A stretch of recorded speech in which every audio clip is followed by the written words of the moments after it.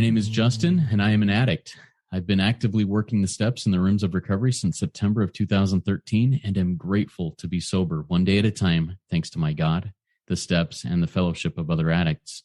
RECO12 is an organization with the mission of learning and sharing the similarities of addiction of all kinds, and gaining and sharing tools and hope from others who are walking a similar path. Speakers from our past meetings have represented many fellowships and identify with addiction with such variety as alcoholism, drugs, food, sex, gambling, theft, just to name a few. Each Friday at noon Central Time, we hold a live lunch hour speaker meeting with a recovering addict from anywhere on earth, pertaining to any or no faith tradition, and with any background who shares their experience, strength, and hope on a specified recovery topic of their choice. Now we are crossing the halfway mark of our 12-week series on each of the 12 steps of recovery. Our speaker today will share for 20 to 25 minutes on his experience with step 7, and then the live audience gets the opportunity to ask questions of him for another 20 to 25 minutes. To get weekly invites to join us each week on these live speaker meetings, please go to RECO12.com. That's RECO12.com, and submit your email address there to get the reminders and links. Donations and podcast ratings and reviews are greatly appreciated, and details on doing that will be in the chat of the live meeting and in the show notes of the podcast. And just so you know, reviewing and rating the show is a great way to help get the message out to more addicts who suffer and are seeking tools for recovery. This last week, we got another review, and I'm going to read through that. AK Stuff 2 sent in a review to Apple Podcasts this week and said, quote, "Best recovery podcast. Thank you for pulling together strong, powerhouse speakers to help carry the message. They have tremendously helped me to shape my recovery, and I know I will continue to transform myself and many others." Thank you so much, AK Stuff 2. That was a great review. These reviews do something in the podcast algorithms that I really don't understand, but that puts the podcast in front of more people who may need the experience, strength, and hope and light that our speakers offer. We look forward each week to receiving from that light reflected from our speakers. That light inspires hope, meaning, worth, and growth in each of us, the listening audience. Now, a quick disclaimer. While we hope these episodes on the 12 steps will be helpful to both sponsors and sponsees alike, these 12 weeks of episodes are not intended to replace the necessity of working with a sponsor through the steps. We will not be, quote, working the steps in these meetings. They are meant only to be a supplement and informative reference on what the steps mean and why they are important to the individual speaking about them. Step 7 is humbly asked him to remove our shortcomings. Now, today's speaker is Jon R, and here's a little bit about him. Jon R struggled with addiction throughout his teenage years and went into residential treatment at the age of 19 for alcohol and drug abuse and drug use. After treatment, he earned a degree in psychology and an MBA. Upon graduation, he got married, started a family, and within months of finishing his MBA program, Jon was diagnosed with advanced stage thyroid cancer in early 2003. As a result of complications from his first surgery, Jon was prescribed oxycontin. This quickly progressed to include alcohol and other mind-altering substances. Jon's story involves a 14-year struggle with drugs and alcohol, losing his career, nearly losing his family. He tried using the knowledge from his education to fight this disease and felt too much shame to ask for help. In desperation, he said a prayer and asked for help. His prayer was answered in a remarkable way and continues to be answered every day since. On August 24th, 2017, he went into a treatment program and now has an opportunity to work in recovery, where he uses his experience to help others. He is actively involved in AA with his personal recovery and serves on the board for the nonprofit recovery club in his community. He is excited to share his experience, strength, and hope about Step 7 with us. Take it away, Jon. The floor is yours. Thank you, Justin. I'm grateful to be here. My name is Jon, and I am an alcoholic. I think it's important that I say that, and important that I always qualify myself. I'll be honest with you, sometimes it's hard for me to hear a bio because I feel like the bio puts me in my ego. I feel like the bio kind of builds me up to something I may not be today, because what I am is I am an alcoholic. And by the grace of God, I get a life today that I never thought was possible. In the big book, it talks about how our stories disclose in a general way what happened, what it used to be like, what happened, and what it's like now. And I'll try to do that in about a 10 to 15 minute segment to see if I can qualify myself. As Justin mentioned in the introduction, I was a kid who always struggled with a level of anxiety. I would go to school. I would be around my friends. I would look at people in this world and I would think, man, they have something figured out that I don't have. They seem to be able to just function and it feels normal and it looks normal and it's natural to them. And I always felt these things were such a struggle for me. And I had a really specific day in my life when I was in between 8th and 9th grade where a friend came over and he brought over a couple Smirnoff mini bottles, and I had never drank Smirnoff before. I'd never actually drank anything before. I was raised in a very religious home, which meant I knew what the rules were and I knew alcohol was against the rules. And what I did at that time is I drank 3 of those mini bottles and something happened. In the big book, in the doctor's opinion, it talks about the effect. The effect that I had was suddenly all this anxiety left. All these fears just kind of disappeared. I went out in the neighborhood. It was the first time I remember actually making eye contact with girls. I remember thinking I was funny. I remember thinking that the people around me thought I was funny. And I thought, man, I might know how I'm going to fit into this world. I might now be able to do it the way I see other people doing it. And what happened in my life is that progressed. And the way this disease works is in my experience, it's a disease where we cross these lines that we say we will never cross.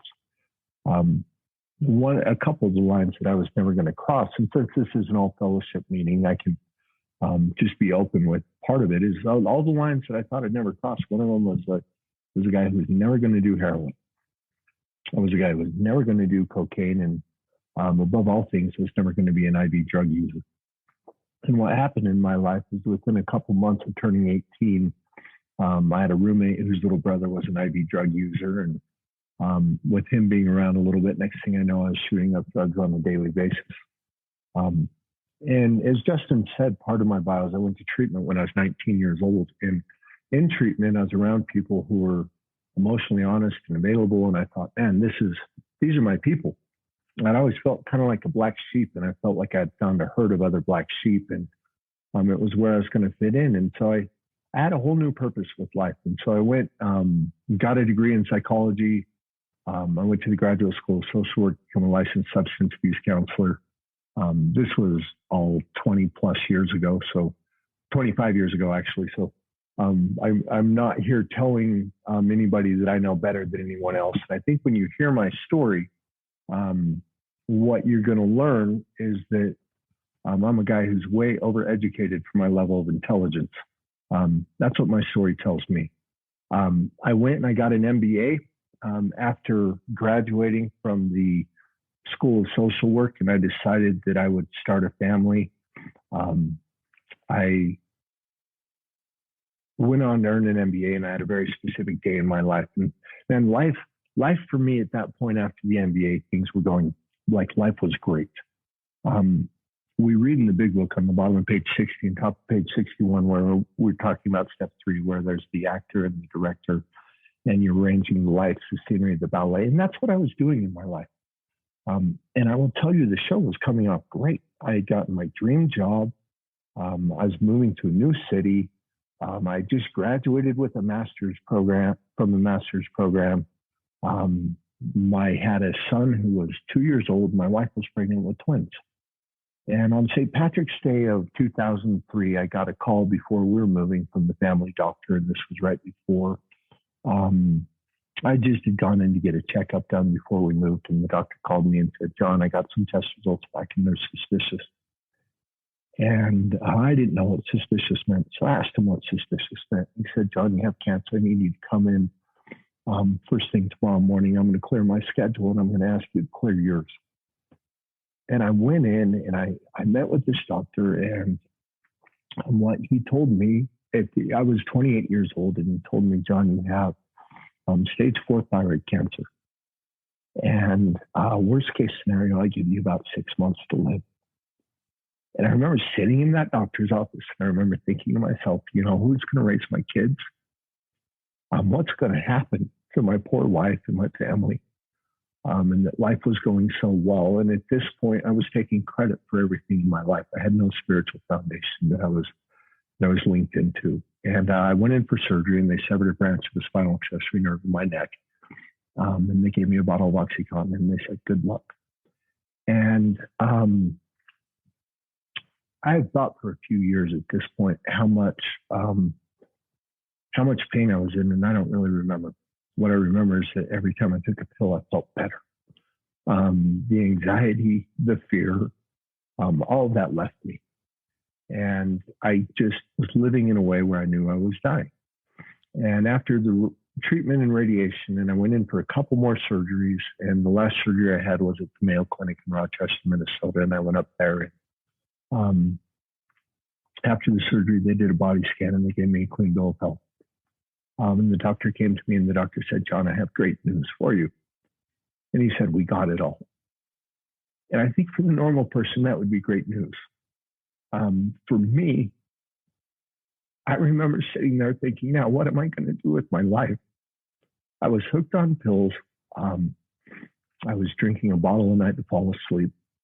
And my life was a mess. And then I had this great thought, and the thought was this: Jon, you have a master's degree in drug and alcohol. Pull yourself out of it.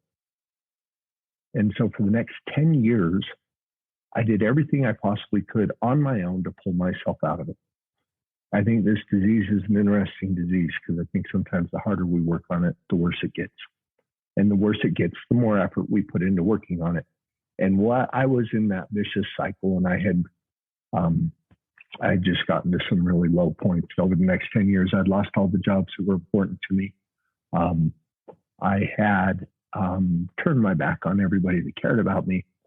And it was the summer of 2017, and here's what happened. We were going on a family vacation in Newport Beach, California. And I'm going to tell you, I love Newport Beach. I was so excited. I don't know what it is about Newport Beach. It feels like every time I've been there, it seems like it's 80 degrees to 85 degrees, and it's always the right kind of 85 degrees. The sun's always setting over the ocean. And it's this beautiful little town, and I was so excited to go. And it was a couple of days before the vacation, and my wife came to me. And my wife let me know I was uninvited. And she's heard me tell my story a couple hundred times. And she pulled me aside a couple of years ago and said, "Man, you keep telling people you were uninvited." And she goes, I got to tell you, you were never invited to start with. I just had to tell you. And I thought, wow, it's a little harsh, but very accurate. And so my wife and kids went on this vacation, and they called me while they were gone. And the odd thing was, is this wasn't the first vacation I was invited on. But this one, for some reason, had an impact. And they went on the vacation. They called me, and they told me it was the best vacation they'd ever had. And I knew it was because I wasn't there to ruin it. And I was home alone, and our book talks about this place that we get to, this pitiful and incomprehensible demoralization. And I'll tell you where I had gotten to was a point where my life had never felt so heavy. It was too heavy. And I would wake up in the morning, and I would think, Jon, if you can simply survive today, tomorrow's got to be better. And when I'd wake up tomorrow, it would be worse. And I had tried everything I could think of for 10 years. And the only thing that I had left, I went around the entire house. I locked all the doors. I pulled the blinds. And I'm not even entirely sure why I did that.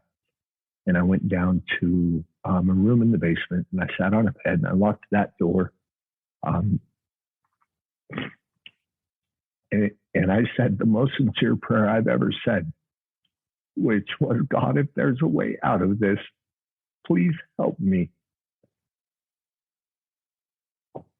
Because I knew I couldn't do it anymore. And at the time, I felt like I didn't care what the help looked like. I just knew I needed help. Within a day of saying that prayer, the job I was barely holding on to called me and told me not to come in anymore. My wife came home from Newport Beach, and she had this resolve on her face that I'd never seen. And she just said, Jon, I don't care if we stay married or get divorced. You have to leave. My kids, I had 4 kids. I have 4 kids. Couldn't get these guys to make eye contact with me. And I went and asked family members for help, and they looked at me and said, man, we'll help you, but we're definitely not going to help you your way anymore. And the day after that, I had a chance to go to rehab. And what this experience has taught me is that sometimes in my world, when I think my world's falling apart, it's God's way of bringing it together. But I'm pretty emotionally tied to my life, and when I'm in the middle of it, I can't see it. I needed to not have a job. I needed to not have a place to live. I needed to not be bailed out so that I would actually go get the help I needed. And I went into treatment, and I had to start figuring out what I was going to do and how to build my life. Essentially, like how to put a foundation into my life. I was such a mess. And one of the things that kept being told to me is that I had to work on getting honest. And I was a guy who really struggled with honesty. I would tell people, like, the way I describe that is, I'm somebody that, like, if I went to eat breakfast at McDonald's, but I thought Justin liked Burger King and Justin asked me where I ate, I'd tell him Burger King. I'd say, yeah, man, we both like Burger King, right? And if the truth would work, I'd still give someone a lie. And I don't know, it was just kind of part of where I had gotten in life. And I knew I had to deconstruct that and get honest. My wife came into treatment, and I was in there on my 20-year wedding anniversary, and she asked me some tough questions. And I had committed to being honest with her. And one of the questions that she asked was that I'd stay sober and that I'd not relapse. And the counselor who was with us looked at her and kind of laughed and said, he can't promise that. But what he can promise is that he'll be honest and transparent going forward. And if he's honest and transparent, you'll see anything long before it happens. And I committed to that. And as I was walking my wife to the door, she asked me some really tough questions about our marriage. And I remember getting honest with her in that moment. And I watched my wife of 20 years drive away, and I thought, it's possible I may never see her again. But this backpack that I'd been carrying around that had to be 200 pounds, I finally got to set it down. And I thought, there's a way through this. I'm grateful that I went to a place that worked the steps, that emphasized the steps. I've worked the steps multiple times in my life since then. And I'm grateful for the opportunity to be here to talk about step 7. That was kind of the beginning of this life that I have today. And I will tell you that the life I have today is beyond anything I thought possible. I'm not somebody who remembers the last thing I drank and the last drug I took. I know that everything that I did in my life, I did alcoholically.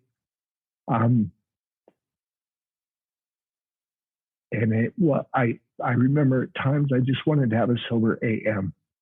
I just felt like if I could get one sober day, that would be enough. And for the last 5 years, I couldn't get one single sober day. And so I am somebody who can very gratefully tell you today that I have been relieved of the obsession of the mind. And it is as a result of working these steps. I didn't think the steps would be the answer. Somebody had pointed the steps out on the board to me, and I looked at them, and I had read ahead, because I'm an alcoholic. So I read all 12 of them when I was only on step 1. And I looked at this person and I said, I don't think I can do steps 4 and 5. And I said, I know I can't do 8 and 9. And this person put an arm around me and he said, John, we call them steps for a reason. He said, you haven't taken the first one yet. He said, you got to take the first one. And after you take that, your view will change. And when your view changes, you'll be ready for the next one. And there are times in your life where you actually hear something and times where you feel it. And when he said that, I felt it. And I knew that I hadn't taken the first step yet. So like 4 and 5 at that time was none of my business. What's happened in my life, I'd like to talk a little bit about step 7. And I think part of my story explains part of the way I view step 7. So for me, the steps all work together. You can't necessarily have one on its own that's going to be the changer. They work together. And I didn't think the steps would work for me. I remember looking at the steps. I remember reading ahead, and I remember thinking, man, that has got nothing to do with my employment. I don't see any answers there for my marriage. I don't see any answers there for how to get like financially solvent again, all these things that I really thought were my problems. And they said, Jon, what we need you to do is focus on this. And when I focused on that, what the steps were able to do is bring a power greater than me into my life. And today I can tell you I implicitly trust that power. So I remember looking at step 3 and thinking, how am I going to do this? Like, I need somebody to tell me what God is, so I know whether or not I can follow the rules. And my sponsor had sat me down and asked me like my opinion of God, and I kind of explained it to him. And I'd had a lot of experience reading books, and I'd actually done a study abroad in Jerusalem, and so I could explain God as far as whether it was Islam, Judaism, Christianity, and I was kind of waiting for my gold star. After the conversation, and my sponsor looked at me and laughed, and he said, Jon, there's one thing that's clear to me. He said, you don't know shit about God. And he said, so what I need you to do is I need you to change the verbiage in step 3 to make a decision and turn my will and my life over to the care of God if I don't understand it. Because, Jon, for you, the important aspect is that you know that God couldn't would if he were sought, and your job is simply to be a seeker. So at that point on step 3, I decided to be a seeker. I have sought God. I wake up and I ask for help every morning. I go to bed and I say thank you. And I bring this higher power into the details of my life during the day. I went and I wrote everything on step 4 and 5, and I couldn't see how this had anything to do with anything. It was the stuff I didn't want to talk about. It's the stuff that I didn't think I needed to get rid of. It was the to my grave stuff. And I sat down with another human being and went over those things. And I had a great sponsor who was willing to pull me apart and show me my part. He was able to show me where my defects of character, where my shortcomings had gotten in the way of my relationship with this world, and where I'd used those things inappropriately. And then what happened for me, and this was over 4.5 years ago, is after doing step 5, the step 5 promises came true in my life. I was delighted. I could be alone at perfect peace and ease. I could look the world in the eyes. The feeling that the drink problems disappeared came strongly. And it has been since that moment that I've not had a compulsion to drink, but I've worked the other steps to do that. So what happened is in step 6, I became willing to have God remove these defects of character. And in step 7, I had to humbly ask him to do it. And there's a couple things that I love on step 7. It's in the 12 by 12. It talks about how fear, self-centered fear, is the chief activator of my defects. And it's the fear I'll lose something I have or not get something I want. And I look back in my life and I look at all the times where I had so much anxiety, and I look at all the times and I realize that my life had been run by fear. That I was a guy who would spend so much time in a day simply just clearing up the wreckage of his future. Like the things that I was solving problems that were not problems. And I had a really good sponsor who walked me through the fear aspect on page 68 of the big book, and explained to me that in recovery, we don't necessarily wait for the fear to go away. That what we have is, just to the extent that we do, is we think God would have us and humbly rely on him, doesn't enable us to match calamity with serenity. And that calamity comes 2 ways in my life. It's the things that actually happen, and it's my thoughts. And all I have is like a worst case scenario machine between my ears. And what I do is I create this calamity, but now I get to tap into something bigger than me that not only gives me peace, but says it will match whatever I'm doing, match it with peace. And it allows me to walk through it. And once I walk through it, this fear no longer holds the power. So I got to a point where I realized where my defects of character had come from. But the problem for me, for a guy like me, is that I don't necessarily see where all the defects of character have gotten in the way. In the step 3 prayer, where it's, relieve me of the bondage of self, I would have known better of what I was saying at the time. I probably would have said, relieve me of my alcoholism.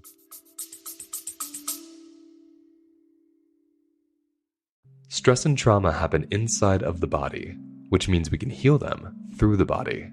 My name is Luis Mojica. I'm a somatic therapist, nutritionist, and host of the Holistic Life Navigation podcast.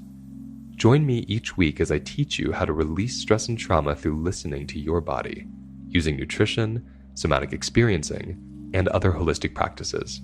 You can listen at the Holistic Life Navigation podcast or at holisticlifenavigation.com. Seems to be a lot easier than having to relieve me of me, because I don't see where I'm in the way of my life.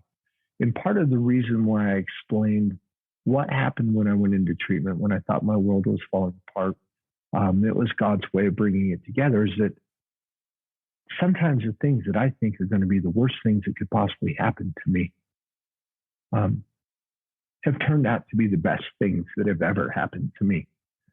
And the things that I think are going to be great, whether it's a new job or a promotion or these other things that have happened, they've taken me down the wrong path. And so what I love about the step 7 prayer is it says, my Creator, I'm now willing that you should have all of me, good and bad. And what that tells me is that I don't have to decide what to give God, that God will take all of it. The other part, the good and bad, is as I said earlier, I was raised in a really religious home, which meant I knew what the rules were. And I was not somebody who ever felt like I could follow the rules very well. And I always thought I had to be good for God. And that prayer tells me that God will take me as I am, that my job is to seek him. It tells us in We Agnostics, this is one of my favorite sentences in the entire book, and it says that God does not make too hard of terms for those who seek him.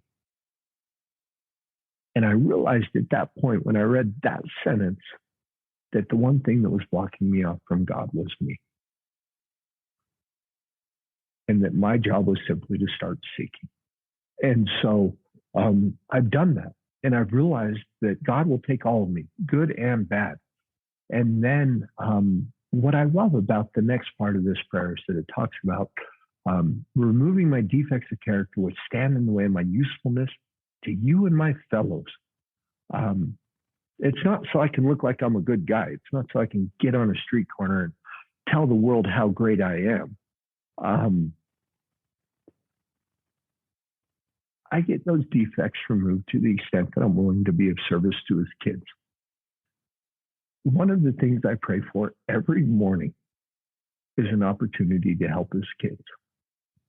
I don't really know how that shows up, and sometimes I've been pretty upset with the way it's happened in my life, where I'm stuck on these 3 or 4 hour phone calls, and I'm really inconvenienced, and then I have to look up and kind of laugh and say, okay, you know what, I've got a sponsor who tells me I'm not allowed to complain about the things that I prayed would happen, and I don't get to choose how I'm of service. But the extent that I'm willing to be of service in this world today is the extent that I get to pull me out of me, that I get to actually be a part of this world. And there's a poem that I heard, it was in one of the grapevines. I love this poem because I found this to be very true in my life. And it says that I sought myself and could not see. I sought my God and he eluded me. And I sought my brother and I found all three. And when I'm actually willing to go out, get outside of myself, turn my will and my life over to God, clear out the stuff that's been blocking me from him by asking him to remove it, knowing that I can't. I get to live a life today where I can be peaceful and happy. And I think the greatest promise that we have, and I've got the 12 by 12 here, and I don't want to botch this, so I'm just going to read it. I could botch it and paraphrase it, but This is one of my favorite promises, and it's actually in the foreword of the 12 by 12. And it says this, it says, AA's 12 steps are a group of principles, spiritual in their nature, which if practiced as a way of life can expel the obsession to drink and enable the sufferer to become happily and usefully whole. And in my life, I would have settled for just the obsession to be lifted. I had no idea what happily and usefully whole would even feel like. And I've realized that all I've wanted in my life is to feel whole. All I've wanted to do was be okay being me. And through the 12 steps and through a relationship with God, I get that today. And it allows me to be of service and allows me to be a part of this world in ways I never thought possible. So step 6 in the 12 by 12 talks about this is the step that separates the men from the boys, the step that separates the women from the girls. It's the big step because we're finally getting ready to get rid of this stuff that we've held on to that we felt like is the stuff that protected us. The book talks about how alcohol is but a symptom, so we get down to causes and conditions. And what we're willing to do is remove some of those causes and conditions. I can't do that. I look at my life and I know I can't do that because I've got proof and evidence of me trying to fix myself for 10 years.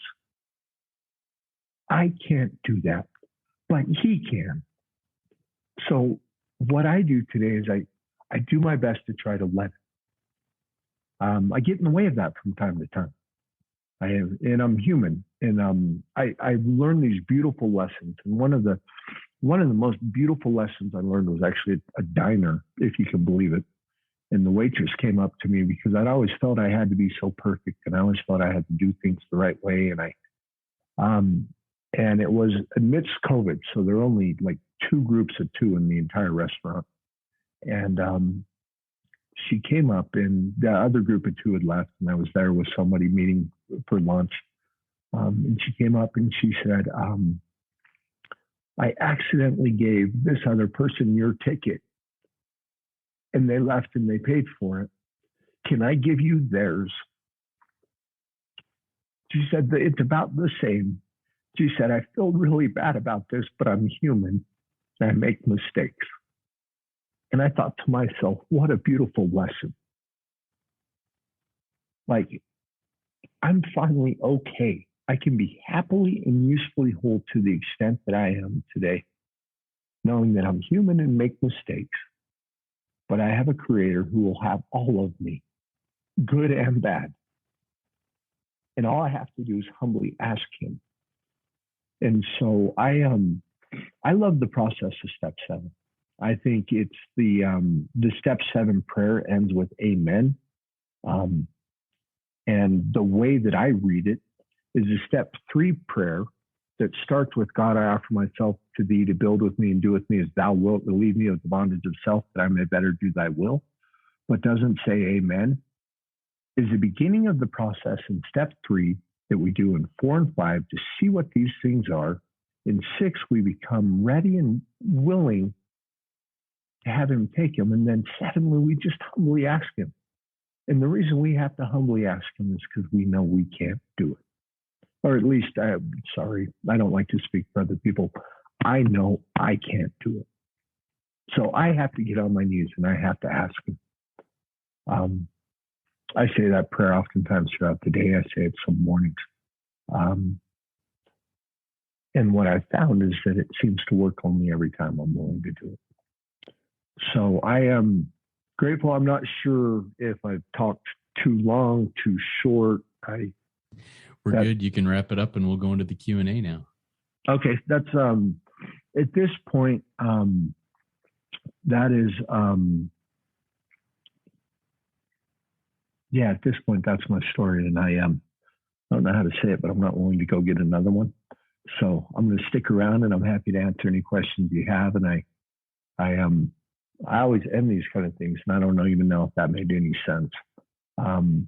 But it makes sense to me the way that it works. And was telling Justin at the beginning of this, like the only way I really mess up a podcast, I've been on a couple of them, and the only way or speaker meetings or whatnot, this is what my sponsor told me. He said, man, you only mess it up if you lie. He goes, because it's your story. So he said, as long as you don't lie, you're okay. So what I told you to this point is the truth as I know it. Awesome. Thank you so much, Jon. That was really, really good. I really enjoyed your experience, your strength and hope, your story, and how you tied that into step 7. I also am one who relies very heavily on the step 7 prayer. My wake up routine, as soon as my alarm goes off, full version serenity prayer, right into the 3rd step prayer, right into the 7th step prayer. Grant me strength as I go out from here to do your bidding, as I roll myself out of bed. Grant me strength as I go out from here. And it's a routine that really, really helps me, gets me started on the right foot. A reminder to our live audience, if you have questions for Jon, please type them in the Q&A link at the bottom of your Zoom window. Looks like 2 speech bubbles over the top of each other, and we'll get to those. I've written down a few questions also, and I'm excited to hear Jon's experience, strength, and hope, and on these questions. First one I want to get to, Jon, has to do with something that you shared that I really relate to. You talked about the fear of eliminating some character defects. I know that for me, and I know that for others that I work with, eliminating a character defect, whether it's a characteristic of a personality trait, whether it's a practice, whether it's a habit that I have, that I have used my whole life as like a security blanket, eliminating that and having it replaced with something else is really, really scary. What are your thoughts and experiences with that? How has your higher power come through in those situations that brought you comfort?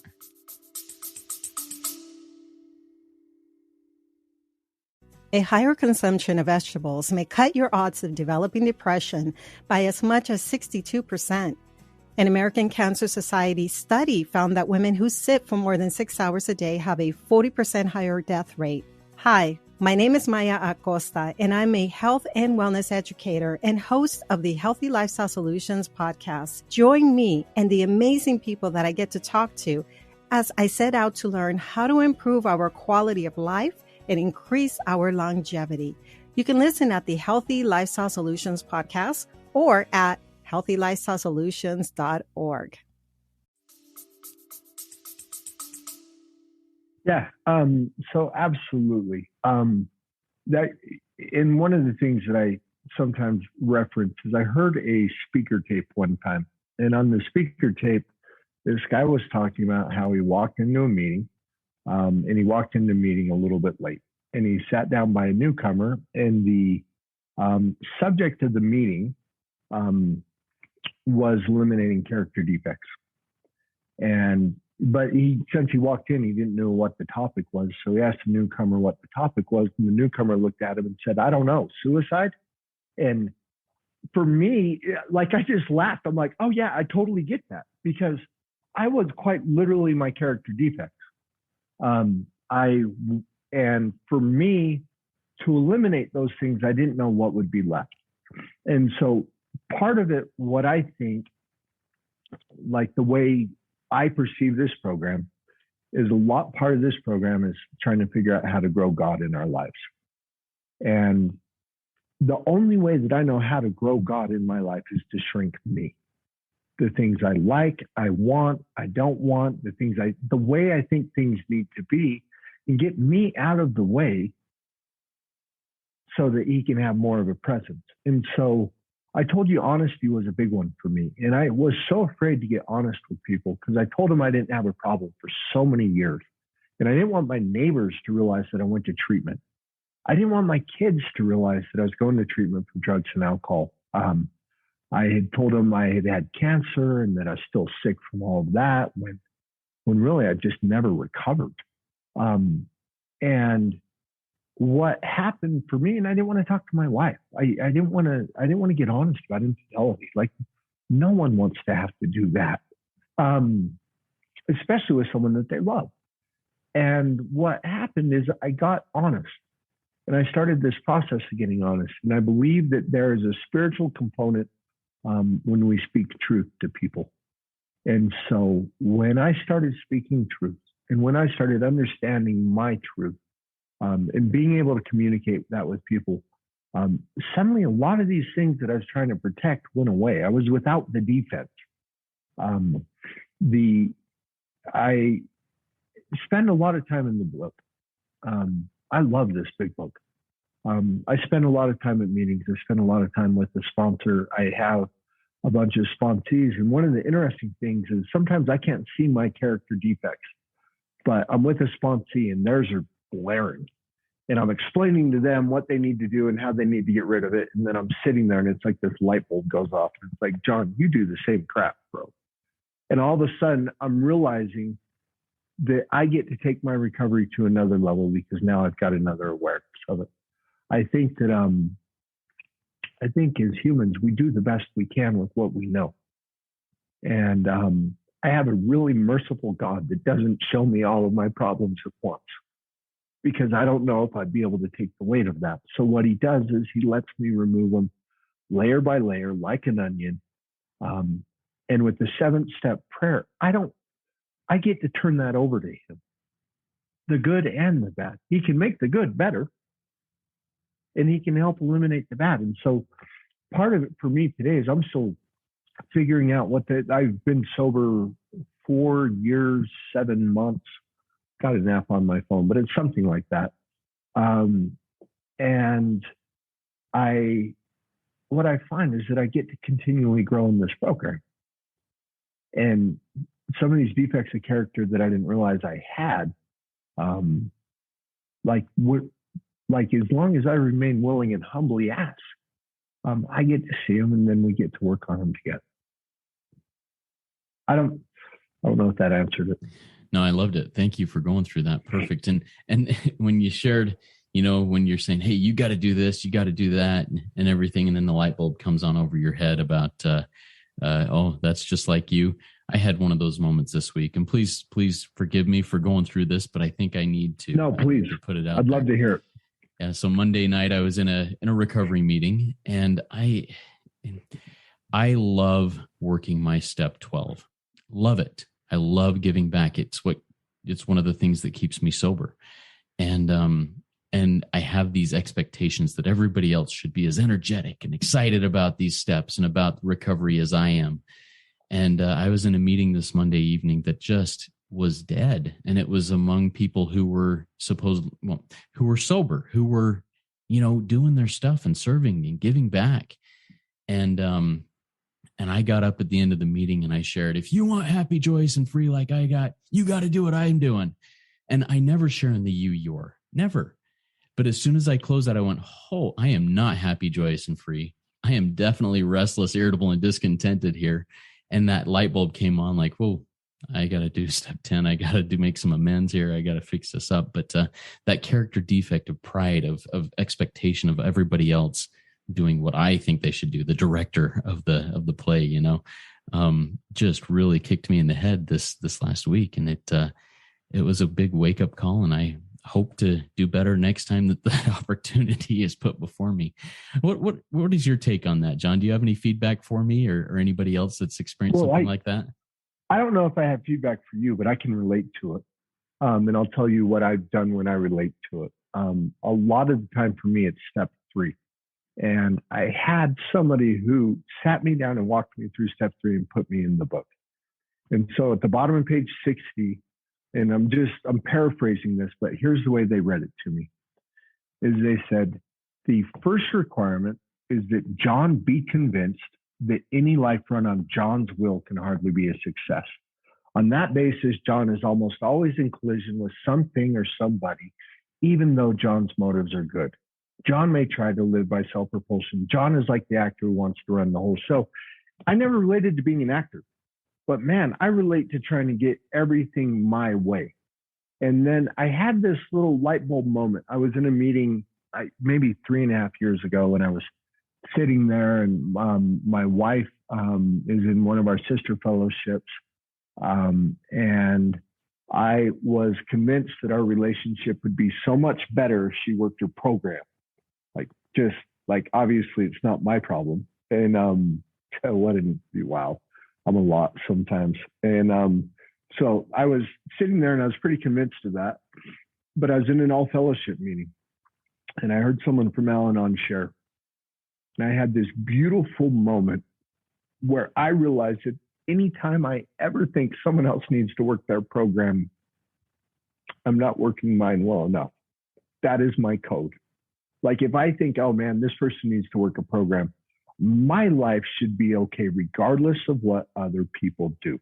It is not dependent on people being kind or doing it the way I want to.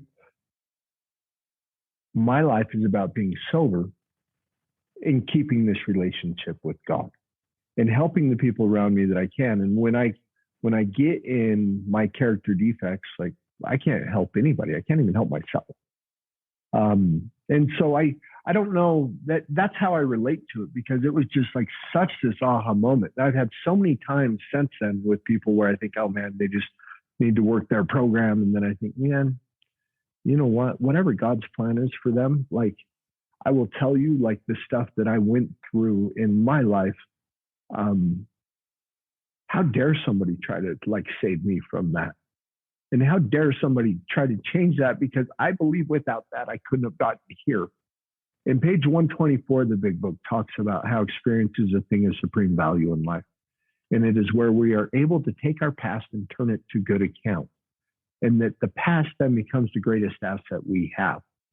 And for me, I needed all that past to get to where I'm at now. And I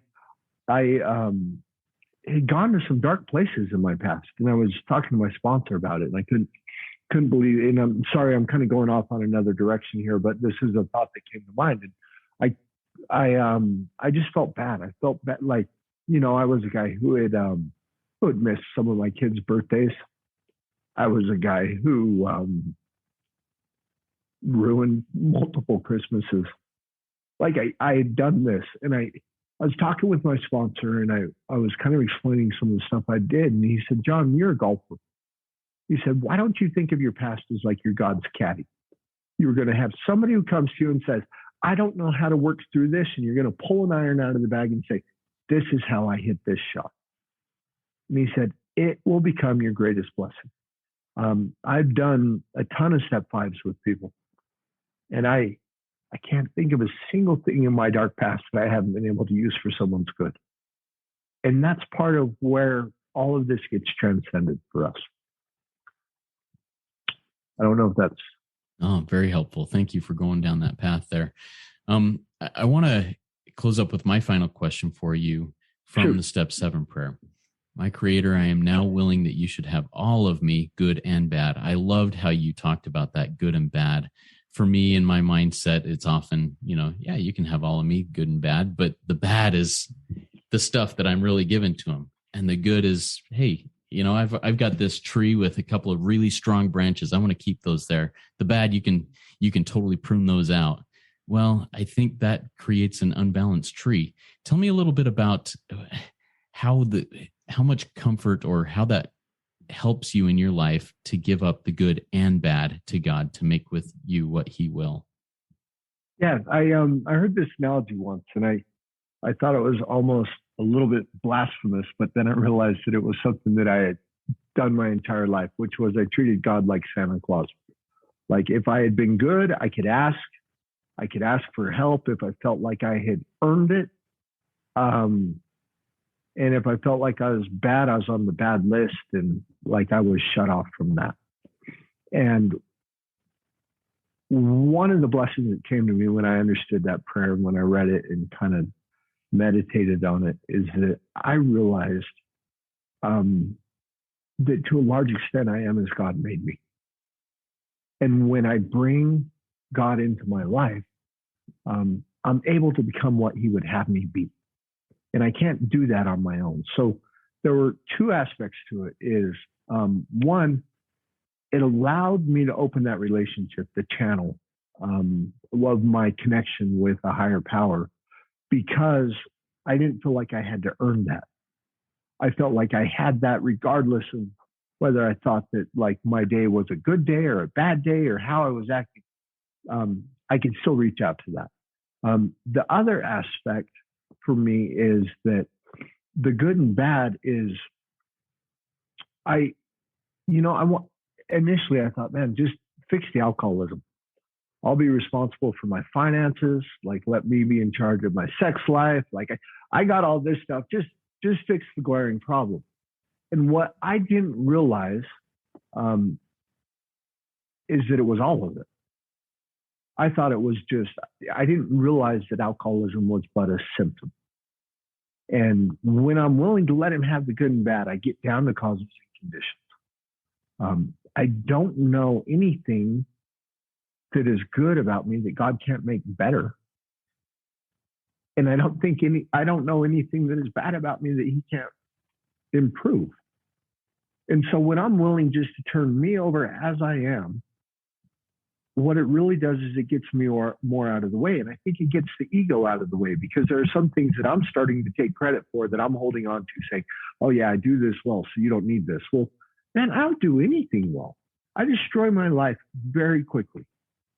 And it goes down in like a ball of fire when I'm on my own. And that's what I do well. And to not do that today, I get this power greater than me, and I get these steps, and I get people that I can connect with. And I don't know if that's the answer, but I know that's how I understand it. And it's a beautiful understanding. I really appreciate it. I don't do anything well except go down in a ball of fire either. Love that analogy. Jon, before we close up, do you have any final words of wisdom that you'd like to share with us?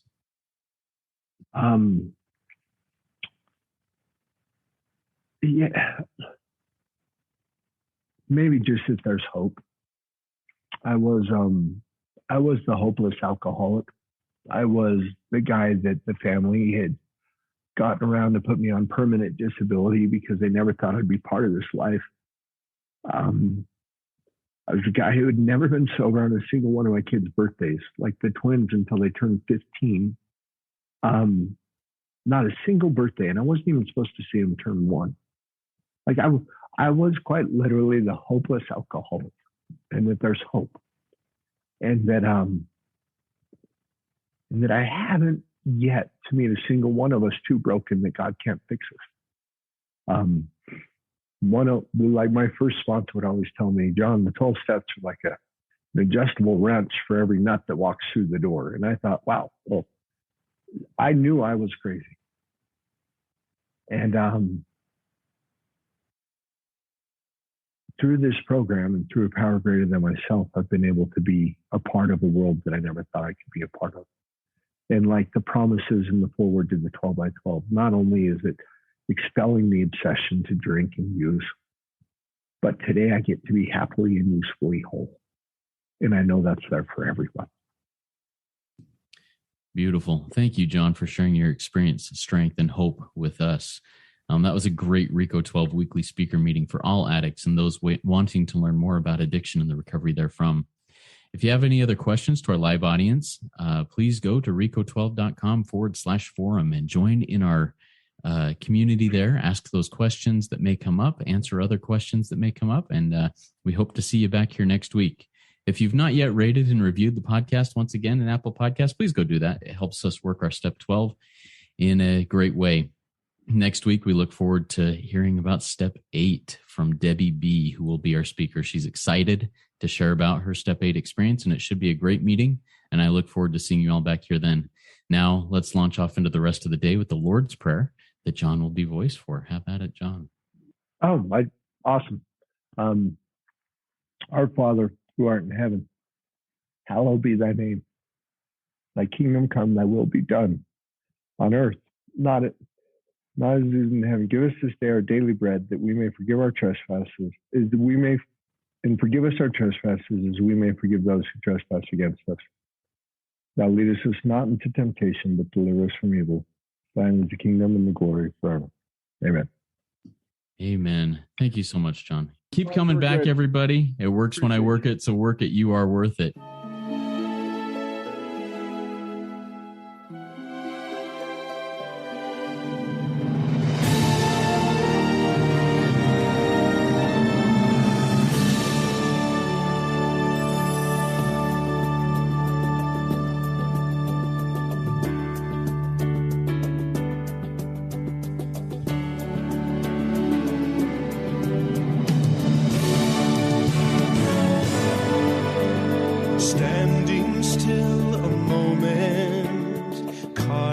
carving out this time, reflecting on the landscape of this life of mine. Peaks too high to conquer, streams too wide to cross, troughs too deep to walk through without incurring loss. Yet here I am, still standing tall, despite the rough terrain. One like me survived the storms and walked through wind and rain. Still standing, I will